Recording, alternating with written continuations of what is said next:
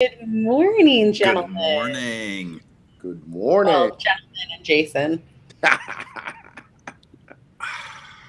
I'm a scholar and a gentleman. In that order? Half true.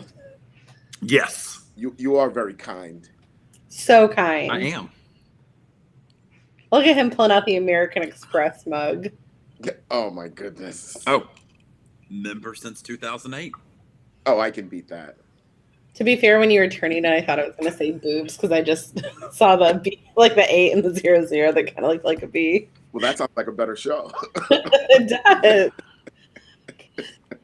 does. Oh, so you've been a corporate Amex card member for longer than that, right? So I will tell you the story offline, but you will be shocked at when you see how long I've been a member. Wow. Okay. Okay. Okay. Okay. I mean, my dad. I remember being a child, and my dad had that like plastic green card. Oh, Member since like 81. Just something. Just I'm taking a picture of it and I'm going to send it to you just so I can see your reaction. okay. Okay. You're going to die laughing when you see it too. Can't But wait for this reaction. It's not for public consumption though. Okay. Okay. Okay. My We won't iPad is stop. anxiously awaiting a text. This is going to be exciting. We have some good topics today, too, you guys. I can't wait. I'm excited. It's going to be fair, balanced, and unafraid. Wendy, hello. Guys, remember if you're watching on Facebook, you need to put a little comment or you need to follow these instructions that I'm pasting in the chat. You see his reaction? You're not even. Don't even say anything. I'll tell you the story offline.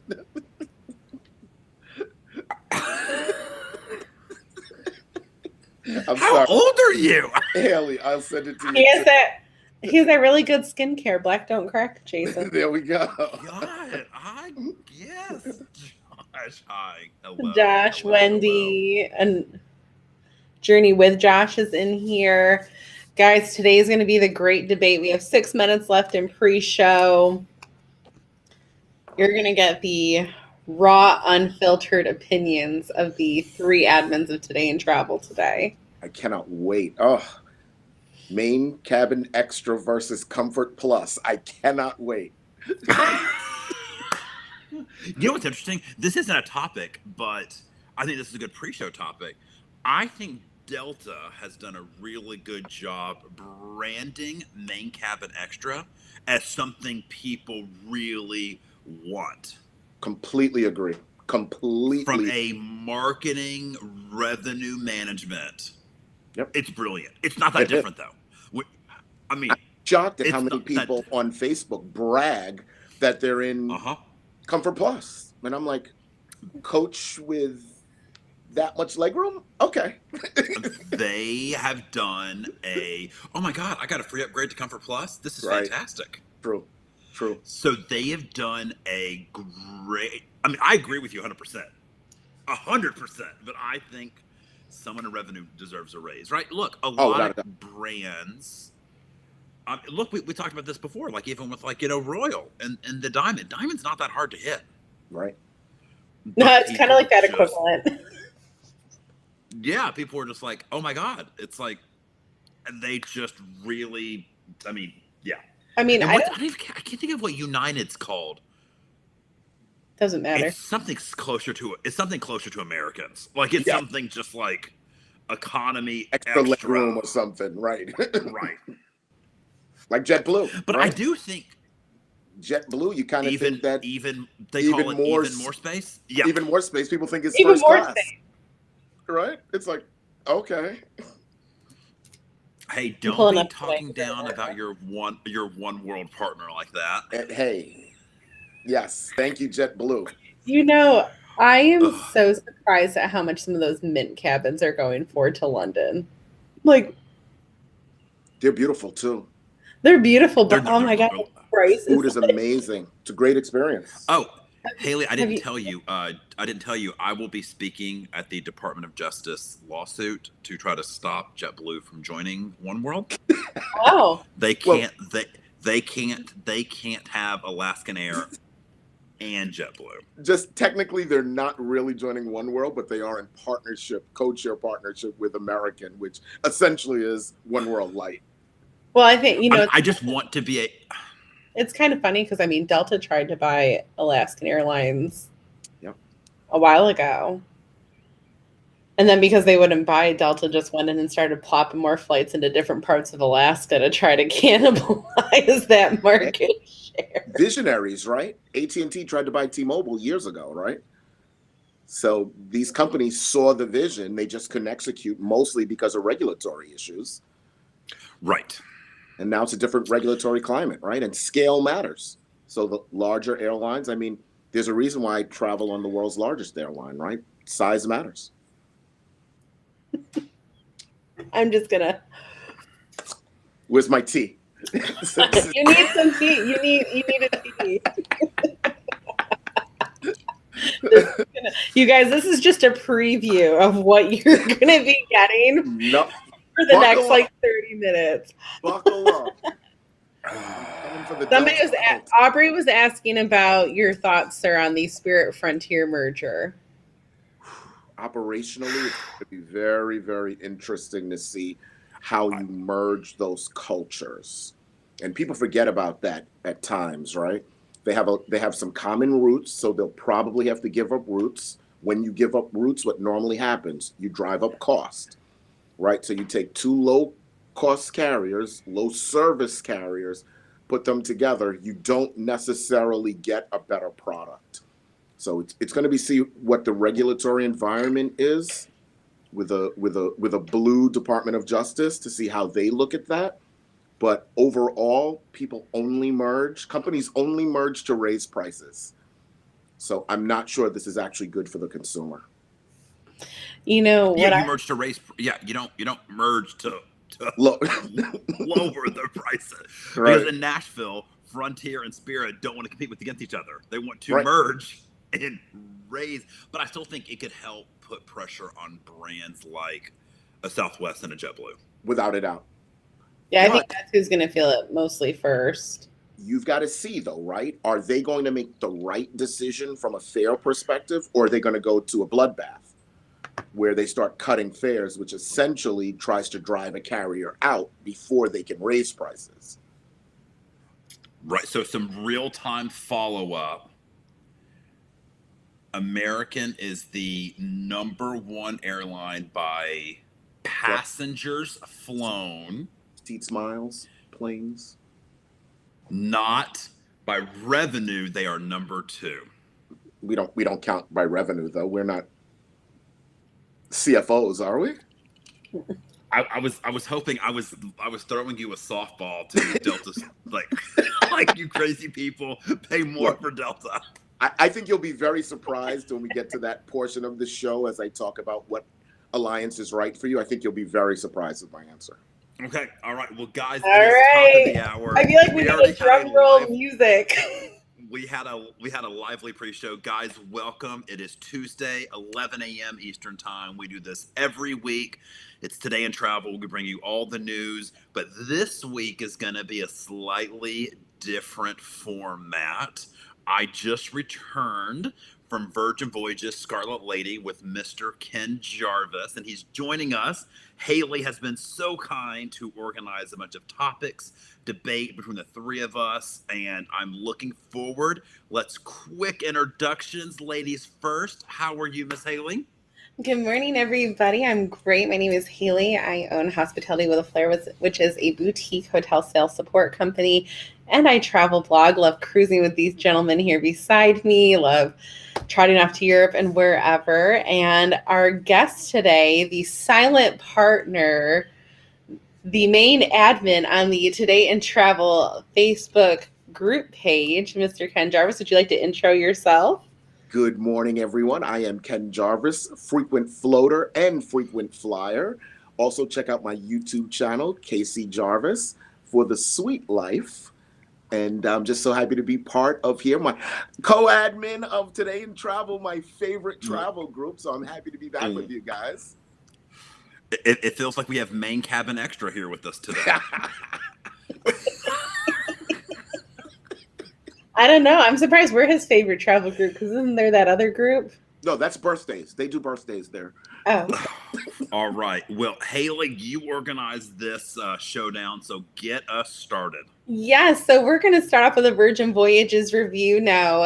Ken and I got the opportunity to sample Scarlet Lady in New York together, but you two lucky gentlemen were able to actually go out and float with her for a few days, so I'm all ears. What was your thoughts? You guys were in suites, new ship, new line.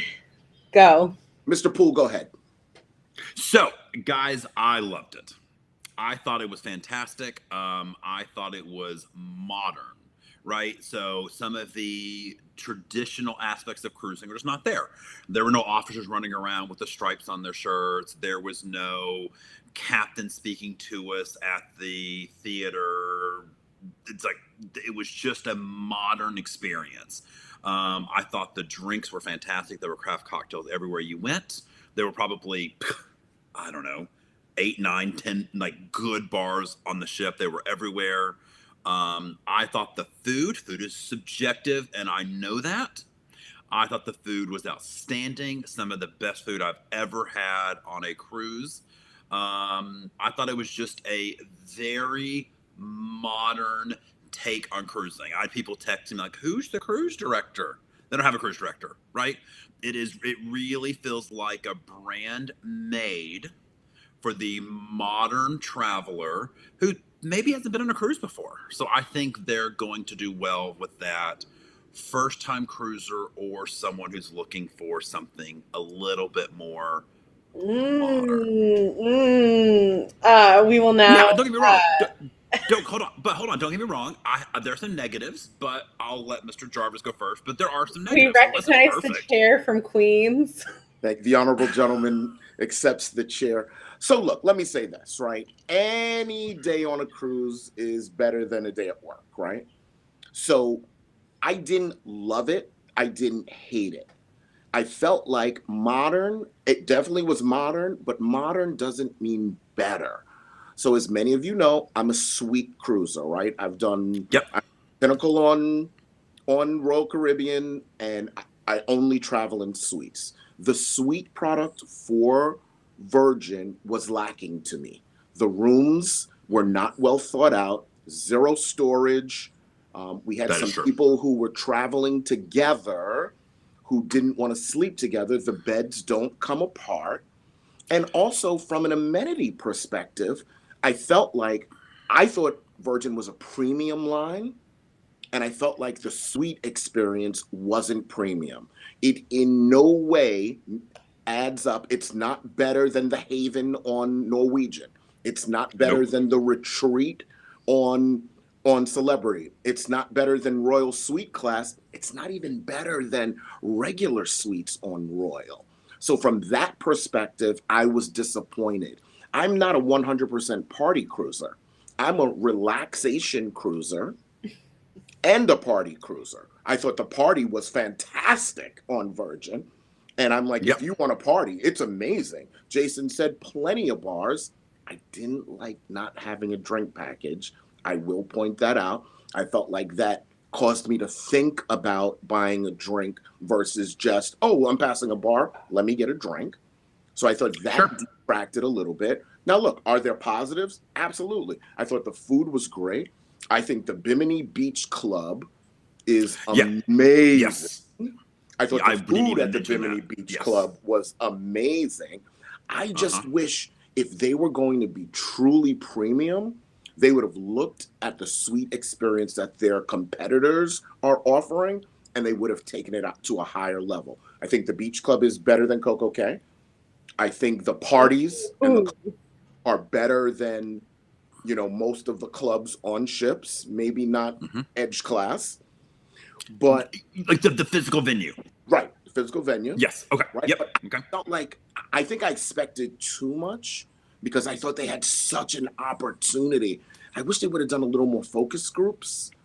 to say, I realize you don't want to be a traditional cruise line, but if you gave us a really nice room and some, like, there's no suite restaurant. There's the concierge is a roaming concierge, so you have to find him or her. There's no central place. I thought texting our rockstar agent a butler was very I thought that was convenient. Good. Yep, I thought that was good. So look, I think you should definitely try it, right? I'm the kind of person, I think new lines and new experiences raises everyone, right? So definitely go try Virgin. And you know what? Your mileage may vary. Right? Jason loved it. I thought it was okay. I loved it. But, you know, if there's a great itinerary somewhere, I'm willing to try it again. Right. And I do think, I agree, the entry-level suite, the Seriously Suite, is barely, it's tiny. And that's what you had, right? I mean, it just wasn't that big. I did a brilliant suite, and I thought my room was nice. Like, it was a good, was nice. That should be, in my opinion, the entry-sized suite. Agreed. That's just my opinion. I thought yours was way too small to call it a suite, and I agree with that. And what about the beds? What do you think about the beds not opening? I think it's fine. Okay. I personally I don't think it's a problem. I thought the beds were actually comfortable too. Mm-hmm. They were. I personally do, but so I think that brings up a good point because, you know, I've looked at, and this is something I'll ask you guys, I've looked at some of their med sailings because they have some cool sailings like overnights in Ibiza, Mykonos. The suites for those 7-night sailings are $10,000-$15,000, and it doesn't sound like there's really anything in there. I mean, no, and so this is where if I'm going to spend $10,000, I'll just be honest. As much as I love Virgin and enjoyed the experience, if I'm going to spend $10,000, I'm on Edge class in the retreat in the Mediterranean. Yep, here. And I think Virgin's going to be a lot of fun for, unless I can find a good deal. I mean, the overnight in Mykonos, my little heart would explode. So I wouldn't make it back. It's your heart exploding? Okay. Anyways, all right, but we can talk about Virgin all day. Haley, what's the next? All right, topic? Let's get into the thick of it. Oh no, wait, Jason only likes new musicals. He wouldn't get that one. All right. Why are you loyal to your airline of choice? So we all know Jason and I are Sky Team, #Sky Team. Jarvis is One World, which is now serving hot food again. So it's not third world anymore. Jarvis, why? Why American? So look, and let's get all of the loyalty aside, right? You should pick your alliance based upon your travel needs. So when you think back to why I am One World American, it's because for business, I was Legacy US Air. I had a center in Boston, an office in New York, and a center in DC. So the carrier that had the best service for those markets was the US Air Shuttle. So I aligned my personal travel to my business travel. I am a firm believer that you should not have blind loyalty. You should take the dominant carrier in your home area that meets your travel needs. If you're a person who needs to fly to London, then Southwest should not be your airline of choice. You should stay with an airport. That's the Nashville airline. Right. But, you know, I don't know who lives in Nashville anyway. So I am less loyal. I'm more about living in a hub city. If I lived in Atlanta, I would be a Delta traveler. But because my legacy was New York and most of my travel is New York, Florida, or New York, Europe, American makes sense for me. But you have that, you know, again, your mileage may vary. Who's the dominant carrier in your city? Also, absolutely. And I know this is probably where we're going to go off.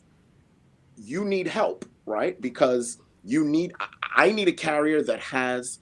I like One World because that's what matters for my personal travel. So when I need to get to Hong Kong, I know I have Cathay Pacific as the dominant carrier. When I need to get to, you know, even domestically, when there was a mechanical problem on the plane when I was trying to go down on adventure. They simply put me on a JetBlue flight based upon the partnership between American and JetBlue, which allowed me to get to my destination with only a 2-hour delay when other people were not in the same boat to me. So loyalty should match your needs for airlines and for hotels, in my humble opinion. I'm jealous of the We JetBlue. Anyways, recognize the chair from Nashville. no, so guys, I agree with every word Ken just said, and I will freely admit the reason I picked Delta. Well, let me back up. So I used to do just a lot of cruises in the Caribbean, and living in Nashville, I did a lot of Southwest, right? It's a hour and 40-minute nonstop flight, Nashville to Fort Lauderdale, right? I did that all the time. When I went across the pond or long haul, I just would always just book Delta, because I was like, hey, I can be in Comfort Plus and get into the Sky Club complimentary with my Platinum American Express card, right? I've had that Platinum American Express card for a while.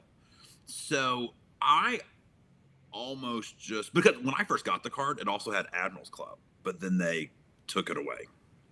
So I was like, hey, if I'm going to fly economy across the pond, have a layover JFK or Atlanta, it's nice to get into the Sky Club complimentary. So I will freely admit I picked Delta because of my American Express card. And that's a good point. That is a big thing as to why I keep it. You know, that perk is great. I use that now for my employees that travel. Me being able to put them in a lounge also saves on like expenses and stuff for me. And, you know, like, you know, Jason you and I have talked about it. Like, you know, I sampled all 3 legacy carriers because I used to do, you know, I'd cruise once a year, did the Southwest thing too, free check bags. But I knew I had greater aspirations. So I kind of sampled all 3. And for me being a hospitality person, the service component, when you're a peon on Delta, outranked being a peon on American and United for me. And I gave it multiple goes. And it's kind of, you know, they joke that they have that Southern hospitality. Mm-hmm.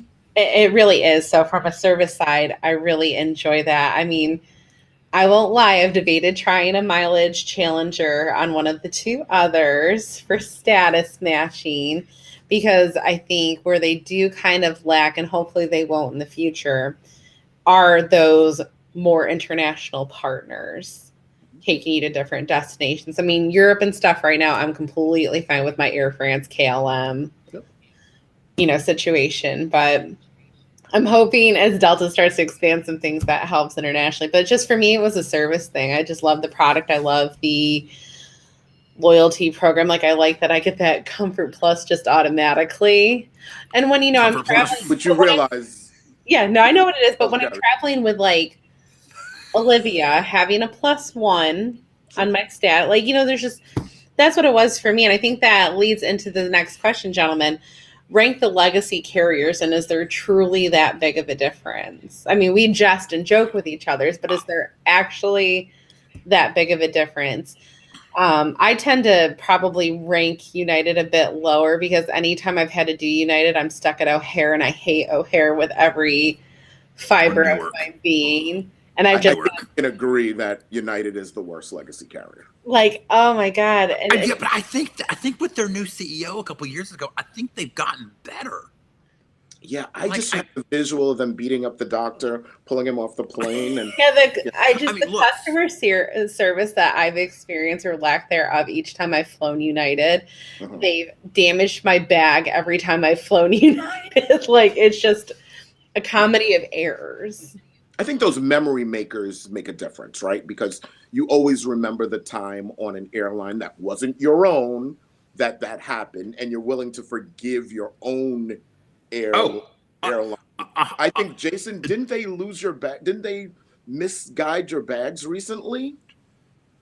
No, I've never had a wasn't bag you? problem. Okay. Oh, it happened to me twice this year. Delta did it to me twice. I mean, but like, you know, it's always when I came back to Rochester and they just got delivered the next morning. I wasn't that mind-blowing, except for the one time Jeff apparently packed our car keys in our checked luggage. But I digress. That's Jeff. I digress. That's a different show. So I think the hard product, not talking partners, the hard product, I think there's more similarities between the three legacy carriers than there are differences. 100%. Yeah, like the hard, like when you fly Polaris across the pond, Delta One across the pond, or American flagship. I always forget what American flagship. I always forget that. Yeah, I think it's about the same. I mean, we know this because Ken, when we went to Greece in August, we had friends on United. Yep, also. I was on Delta. We had another friend on another Delta flight. You were an American. It looked like the same freaking flight. It is. Our meals looked the same. Sky Chef handles all three, so yeah, right. American isn't cooking up something that Delta's not. Sky Chef does it all. It's all the same thing. Right. Right. So, but I do think, Ken, you're right as far as the partnerships. I freely admit I'm jealous of the One World partnership, the worldwide partnership versus the Sky Team's partnership. Yep. I think One World's partnership is, I think it's amazing. I really think it's just phenomenal. And I think Sky Team not locking down ITA could be a problem for Sky Team. Problem. I just went through this, like having to, going to Italy in April. So many flights. Like I think there was one each way, Jason, you and I were looking, that was not ITA. Because all the other ITAs, you are not getting your qualifiers. Right. So they have an agreement to like co-chair. You could buy it at delta.com. Right. But it says, you won't get your amenities and points. I think that's short term, though. I think they become full members of Sky Team. I thought I read the Italian government doesn't want them to be married to one network. So if you recall, MSC in partnership with Lufthansa was looking to make a run at ITA, which unfortunately would make them Star Alliance if that deal goes through with Lufthansa. So very interesting, right? I think Delta needs to figure out their Italy strategy. Like their Australia strategy, because that's a big route, though. I mean, you're thinking like Rome, Paris, like those are big, routes for Europe. Huge. Like we're really London, Rome, Paris. Those are your gateways to Europe. Yep. And that was just I ended up paying. Jarvis roll his eyes.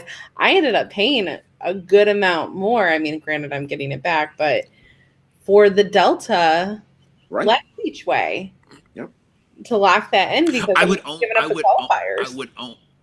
only do the ITA if it was like end of the year. You'd already qualified. But I think you would still earn miles, just not medallion status. So I think you would earn Sky Miles. But I'll say it right now, if they don't start figuring that out and getting more partners to do a cross, I'm probably going to end up doing a Challenger. We'd love to have you. You heard it here first. Yeah, but what would you do about lounge out? Would you buy the American pass? I would consider it, but I mean, most of those airports you're going to get a priority pass or a Centurion lounge. Yeah. It's just, I need to make sure that I think eventually they'll iron out something, but for places that I want to go and they start having these issues like they are with ITA, that could be a changer. I might have to do a little Challenger here. Come home. As much as it would kill me. Come home. Come home. All right. Haley, what's our next topic? We're going to shift to hotels now. Now we're going to talk about favorite hotel brand and least favorite, but I want this broken down, gentlemen. I don't want just the generic Hyatt, IHG, Marriott. When I'm saying brand, I'm talking like W, Grand Hyatt, Conrad. Like, what are your favorites and what are your least favorites? I think Jarvis and I are going to be in agreement here. Sir, I will let you go first. So look, again, hotel loyalty is very similar to airline loyalty. There are, I used to be a Marriott person, but when my job changed to Hyatt, I then moved to Hyatt. And what I liked about Hyatt, I felt like those properties were newer and more modern. Yes. There are plenty of times when I was on the road, when I was, working, when I was traveling for business, that I would pull into a city and I'd say, oh, here's a name I recognize, Marriott. And I walk in and that Marriott looked like it was from 30 years ago. So JW Marriott Miami. What? I'm sorry. Well, most JWs, I would stay in a JW any day, right? But yeah, that's why I picked it, but I digress. Yeah, but so there are some older Marriott. So I tend to stay in the JW Marriotts, the Grand Hyatts, or if the city has it, a Park Hyatt, depending upon what the price point is. I agree with everything you said. I've never stayed at a Park Hyatt, so I would love to. I mean, I have no doubt that'd be beautiful. I would do a Grand Hyatt, and almost anywhere. The only Grand Hyatt I've been to that I wasn't overly impressed with was Denver. It just was just older. I mean, it was fine. It just wasn't a lot to it. That's a convention center one, right? That's connected to the convention center? Or this is the one? Right next door. Yeah. So, I mean, again, but they have... If your hotel's connected to a convention center, chances are it's not going to look like the last decade or two. Right. So I'm the same way. I agree with everything you said. I'm a Grand Hyatt. I would stay at a new JW Marriott any day of the week. I would do a new W. Agreed. Yeah. Anyway, and then Miss Haley has kind of introduced me into the world of the Edition. Yes. So that's a nice brand. Nashville's getting one. Barcelona has one. The Miami property where I just stayed was beautiful. So the Edition is a property that I'm eyeing. I like that it's modern, luxury without being like gold statues. Yeah, like it's a modern take. That's kind of what I like. It's that modern, slightly minimalistic look to it. Are there any focus service properties that you two would recommend? Because if I'm recommending focus service, like we're talking, a lot of our followers here in the group come in, that late night getting in before a cruise. Like they don't necessarily need to spend the money for the JW depending the price. I would say on premium brands, like I love a JW, I love AW Edition, Conrad's. I really like those as well. But for that situation, I am a Hampton girl, and that might be, I'm a little biased on that, but I just worked at a Hampton. Hampton just does such a good job at leisure and generic business. Like it has this weird blend. Like they've even labeled their service of hospitality as called Hamptonality. Like it's a whole thing. I think mine in that category would be a Hyatt-centric. Hyatt-centric, you're going a little mid, but I get that. A little more mid. Just the one night before a cruise. I put a lot of my clients at the Hyatt-centric Brickell if they're sailing out of Miami. And in Fort Lauderdale, I've been putting people at the new Hyatt-centric in Fort Lauderdale, and I love that one in Fort Lauderdale. Like it's nice. I really like it. Well, if you're going to say eccentric too, I mean, depending where you are, even a Hilton Garden could fit in that middle of the road. Like if you're maybe not getting in at midnight, but later in the evening, having a restaurant, bar access. And then if you have your Hilton Gold status with your Platinum card, getting that nice breakfast that's made to order. That's a nice perk too, Jarvis. I don't know if you've had experience in that. I haven't, but for me, look, age of hotel matters to me. I don't care what the brand is, and or age of renovation. Oh yeah. So I would stay anywhere that was newly renovated and didn't have spots on the carpet and didn't smell musty in the hallway because they don't have decent HVAC there. So for me, it's age. Stay where you want to, but if you could stay with someplace newer, I think you'll have a much better experience. I agree. A 30-year-old. I would stay at a new hotel. W versus an old Grand Hyatt 8 days a week. Yep.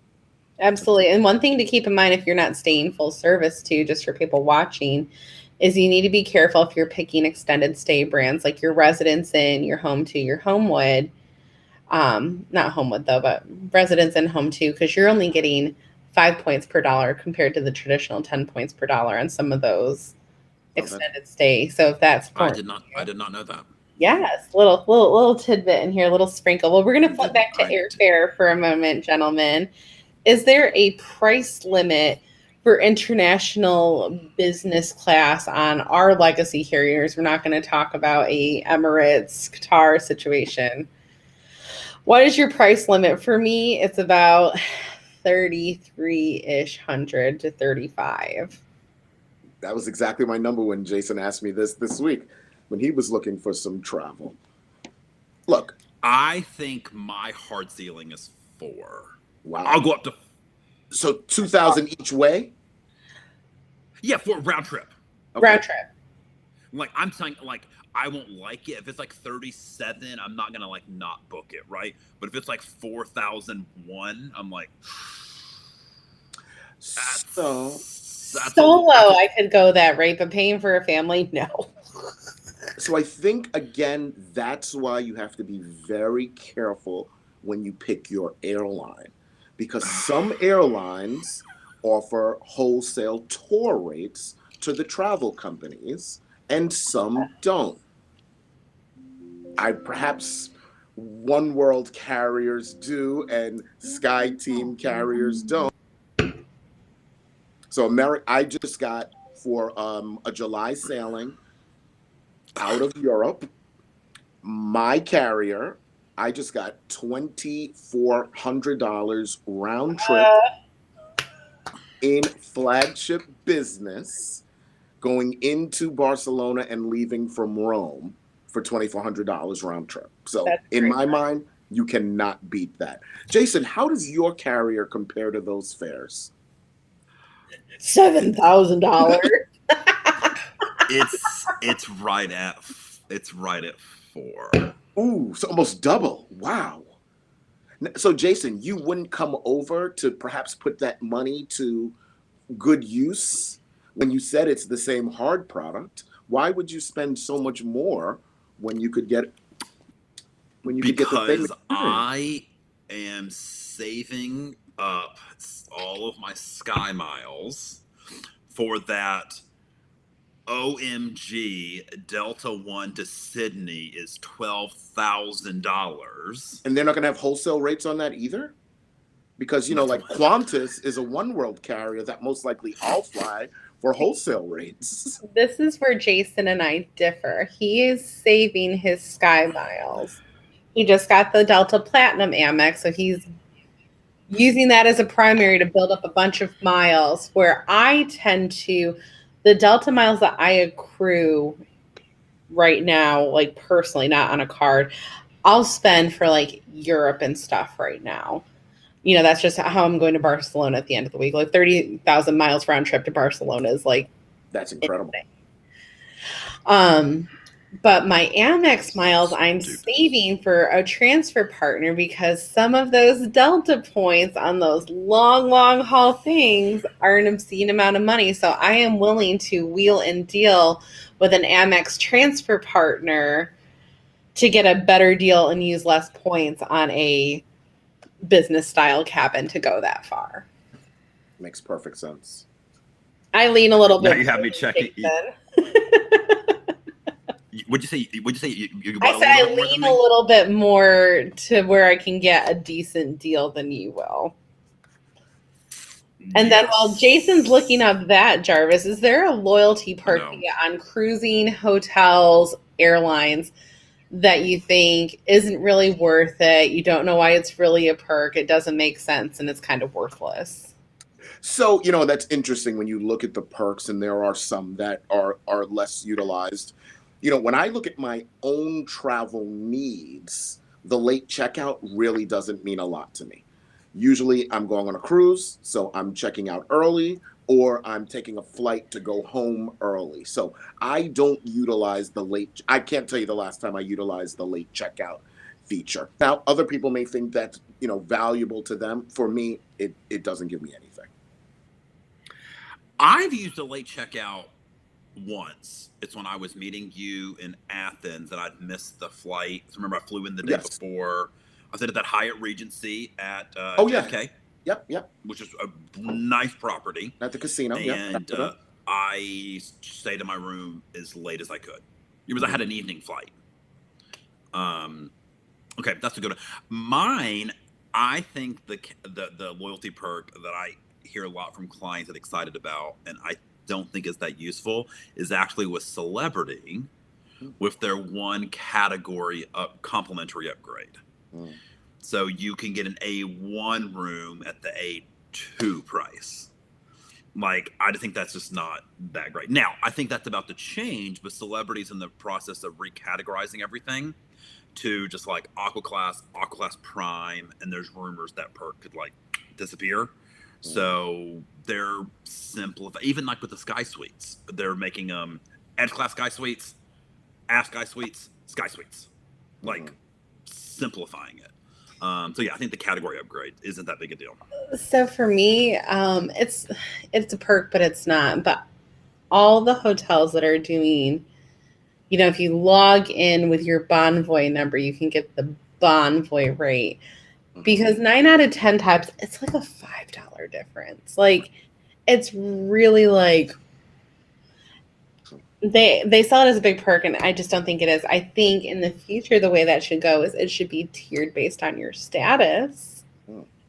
The discount that is the Bonvoy. Yeah. I think that would make more sense. But they're like, oh, special rates for members only. It's like, we're talking like $2 to $5 a majority of the time. It's not that big of a deal. But you know, Jarvis, I like the late checkout when I'm traveling for business. So like, for example, when I was in Nashville a couple weeks ago, you know, I had an evening flight home. Okay. So like checking out at 2:00 was nice. Right. You know, it was that nice little extra flight. So next question, we have 2 left. Overrated destinations you've been to and why? Me, it's Vegas. I can't stand it. For me, it kind of is reminiscent of Niagara Falls Canadian side for me. It just feels like gimmicky tourism, and I cannot stand it. I think it's so expensive for what it is. Like the chicken tenders at the Venetian pool deck being almost $60. Like, it just, it is not. I'm not a casino goer. You know, I grew up working in a casino. Like, I would rather be on a cruise doing something. Like, I just, I cannot. Wow. Stand it. I'm speechless too. I love Vegas. I can't. I just, oh God. I love Vegas. Me too. I absolutely love it. It's actually, I contend there's only 3 cities in America worth visiting, and I say it's New York, Nashville, and Las Vegas. That's it. Yeah, you're out guns here, Haley. We love Vegas. It's not my. There's nothing that really draws me to go there. Okay. Like I tend to lean more on adventure style traveling, and that's not my type of adventure. I'm sorry. No. I'm sorry. Some of the best chefs in the world have restaurants in Vegas. Some of the best entertainers have residencies or temporary shows in Vegas. True. Some of the most beautiful properties, hotel in the world are.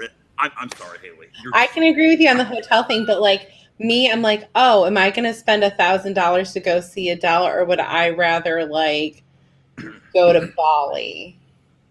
Like that's a ticket to Bali. Like that is not my thing. And same, like, yes, I can go have a celebrity chef meal in Paris.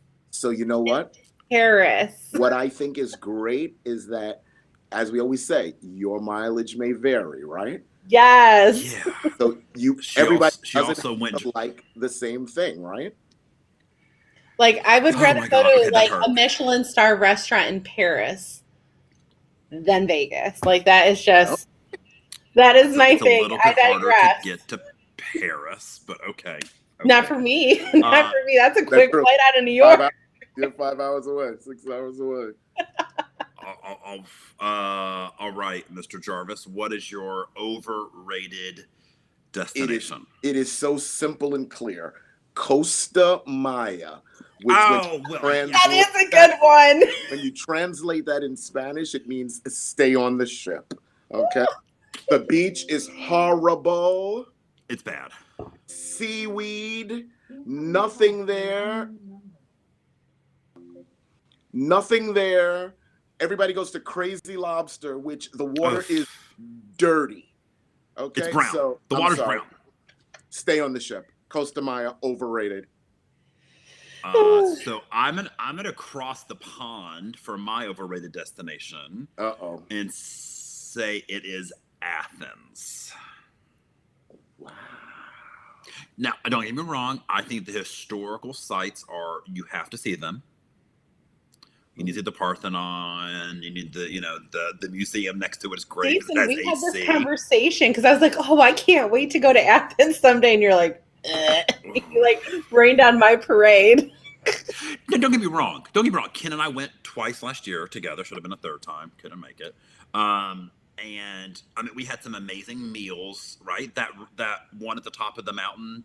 Yep. Like, film, right? The view was beautiful up there. It's not that I think Athens is like, oh, no one should go. I just think it's not I wouldn't really ever be like, I want to fly to Athens and just hang out in Athens without a cruise. Like, I would fly to Barcelona and just hang out in Barcelona. I would never go to Athens without getting on a ship. And if I was on a Greek Isles cruise by myself and we stopped in Athens, I might not even get off. Wow. Like, been there, done it. You know, we have a comment here in the comment section, Jason, which I think you will laugh at. Journey with Josh says overrated his home city of Miami. Yeah, I'm not the biggest Miami fan either. I like Fort Lauderdale more than Miami. Oh, no. You're old. I like Fort Lauderdale better than Miami. You both are old. I'm sorry. We're both old. Hey, I'm sorry. The Manor? What? Fort Lauderdale? The Manor? What? What's the Manor? Yeah, what's the Manor? That was that club I went to on Halloween. Oh, no. That was insane. You judge it based upon the party. I mean, come on. And the Boatyard, the restaurant. And the Boatyard. Okay. What's the next? Final question, gentlemen. Final question. Destination that is top on your list that you have not been to yet. That's easy for me. For me, that is, I am on the hunt for Southeast Asia right now. I definitely like Bali's high on there. Vietnam's kind of high on there for me too. I can't disagree with that. I have not been to much or any of like Northern Europe. So like the fjords, the Scandinavian countries. So although I think I might be going soon. That's to be announced.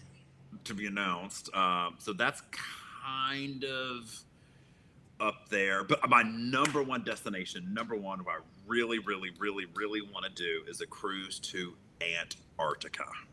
Wow. Coming from the guy that hates the cold. I just think that would be amazing, right? I mean, how many people have been to Antarctica, right? I mean, just to like go down there, I think would just be absolutely wonderful. Now, I do worry about getting seasick on the sailing down there because the waters can be very rough. I mean, Ken, I think it would make our Apex night. Oh yeah. Like we got real sick. Jason, just come up. I'll blindfold you and shove you in the snowbank outside my house and say, "Welcome to Antarctica." Are there polar bears there and penguins? There should be. It's so cold right now. Okay, so mine's Antarctica. That's top list, Mr. Jarvis. So my two destinations, S&S, Shanghai and the Seychelles. When you look at the pictures of the Seychelles, oh my God, it puts the Caribbean to shame. So I am definitely doing that. You know what, Wendy? I'm addicted to watching YouTube videos on Mount Everest. So I'm going to throw that one in there too. A trek to Everest. What? Yeah. Just base camp though. Just at the bottom. Base camp. But man, I did not see that coming from you. Yeah, Wendy, I'm addicted to those videos. They're amazing. I love watching. I've watched so many travel videos for inspiration. I just do it so, and like that's one of the things that draws me to like Southeast Asia too. Like it is mind blowing the things you can do there and for the price. Like the plane ticket is going to be expensive going there. But I mean, I can stay, I mean, granted, this is employee rate, but still, I can stay at a JW Marriott employee rate for $28 a night. Oh, wow. Like, there's villas that you can rent Airbnb with your own pool, like beach bungalow for like $100. And the food is cheap. Like, I just think that's fascinating. The Far East is very eluding over here. Well, gentlemen, thank you so much for joining the stream. If you guys want to join our travel group, I highly encourage you to go check out, I think it's this slide. Yep, todayintravel.live. You can ask questions, share some of your travel favorites. This is a group for everybody and every kind of travel. Thank you, gentlemen, so much. And hopefully I'll see you on the next one. Bye, guys. All right. Thank you for putting